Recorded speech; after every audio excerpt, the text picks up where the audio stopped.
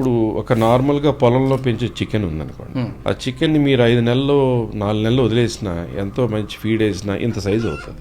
మా చిన్నప్పుడు అదే లెగ్ పీస్ ఇంత లావు ఉండి ఇంత పొడుగుండేది. ఇప్పుడు అదే లెగ్ పీస్ ఇంత లావు వచ్చి ఇంత ఉండేది. ఏం వేస్తే ఆ గ్రోత్ హార్మోన్స్ లాంటి ఏం వేస్తే అంత మస్కులర్ వచ్చేస్తుంది. అంటే రకరకాల చెడు, అది వెజిటేబుల్స్ లో ఇంజెక్ట్ చేసినవి అవ్వచ్చు, ఇవి నాన్ వెజ్ లో ఇంజెక్ట్ చేసిన అవి కుక్ చేసి ఆ విషయాన్ని మనం తింటుంటే ఆడపిల్లలకేమో పిసిఓడి, మీసాలు గడ్డ పెరుగుతాయి, లావ్ అయిపోవడం, ఇక్కడ నల్లగా రావడం, ఇక్కడ పిగ్మెంటేషన్ రావడం, మంత్లీ సైకిల్స్ సరిగ్గా రాకపోవడం, పిల్లలు పుట్టడానికి ఇబ్బంది పడి క్యాన్సర్లు పెరిగిపోవడం, మగవాళ్ళకేమో తొందరగా బట్టతల్లు వచ్చేయడం, లేదా రగ్గడ్ స్కిన్స్ రావడం, లేదా థైరాయిడ్ రావడం. ఇవన్నీ ఈ తొరుగు జనరేషన్ లేని ఈ జనరేషన్లో ఏం మార్పు వచ్చింది అంటే ఈ fast foods, junk foods revolution నడుస్తుంది. ఆ ముందు ఫ్రిడ్జ్ లో ఎన్ని రోజుల నుంచి పెట్టారో, ముందు రోజు ఒక డిష్ లా కుక్ చేసి నెక్స్ట్ డే ఫ్రై చేసి మనకి ఇస్తున్నాడా, ఏమీ తెలియట్లేదు.